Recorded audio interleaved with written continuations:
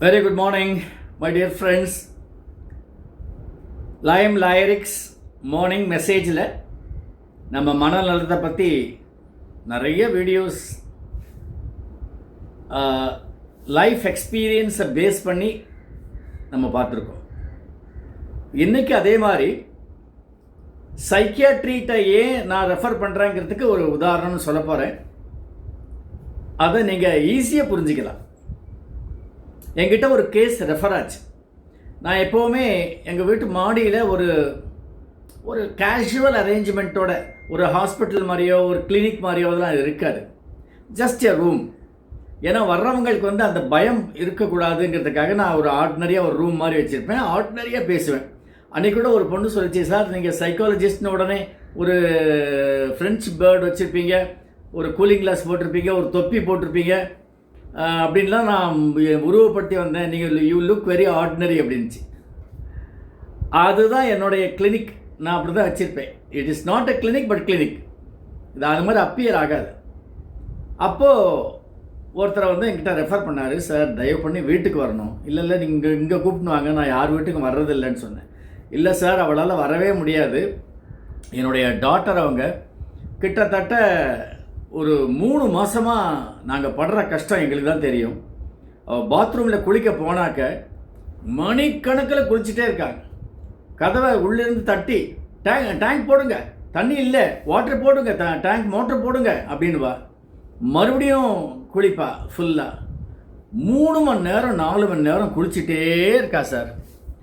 நான் சொன்னேன், இது சைக்கியாட்ரி லெவலில் போயிடுச்சிங்க, இது என்னுடைய லெவலில் இல்லை சார், தயவு பண்ணி பார்க்க வரணும் நீங்கள் அப்படின்னு சொல்லிட்டு ரொம்ப கெஞ்சி கூத்தாடி கார் கொண்டு வந்திருக்கேன் சார், ஜஸ்ட் ஒரு விசிட் கொடுத்துருங்கன்னார்.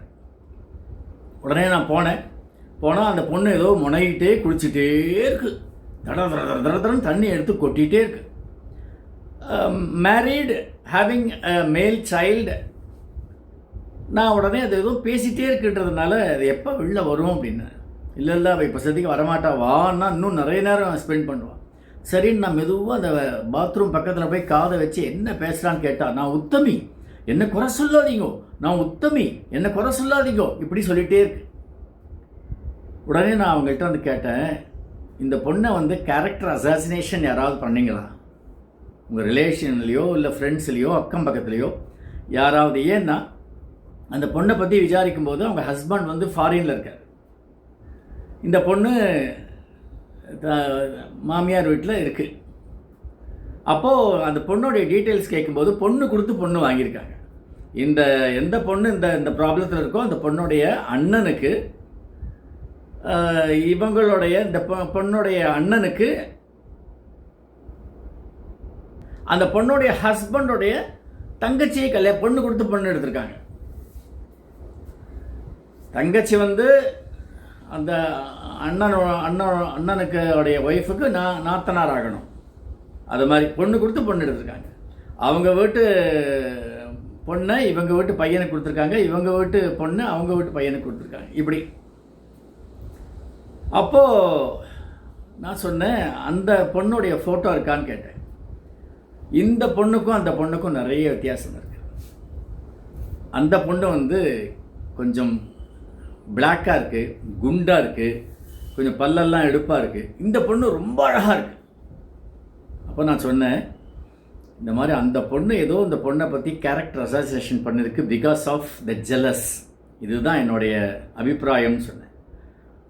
அப்படியா சார், அப்படி இருக்குமா அப்படின்னாங்க. ஆமாம் அப்படி தான், பட் நீங்கள் அதை இன்டைரக்டாக கேளுங்க. டைரெக்டாக கேட்டால் அந்த பொண்ணு தப்பாக இருந்துச்சுக்கோ, அது உங்கள் வீட்டு பொண்ணு, வீட்டு மருமகளுக்கும் வீட்டு பொண்ணுக்கும் ப்ராப்ளம் வந்துடக்கூடாது அப்படின்னு சொல்லி சொன்னேன்.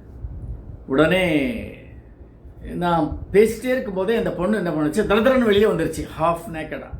உடனே அவங்க போர்வையை போட்டு மூடி அந்த பொண்ணை உள்ளே கொண்டு போயிட்டாங்க. நான் சொன்னேன், இது சைக்கியாட்ரிக் கேஸ் தான், நான் சொல்கிற ஆலோசனைகளை மட்டும் கடைப்பிடிங்கன்னு சொன்னேன். என்ன சொன்னேன் அப்படிங்கிறத நாளைக்கு எபிசோடில் பார்ப்போம். பாய்.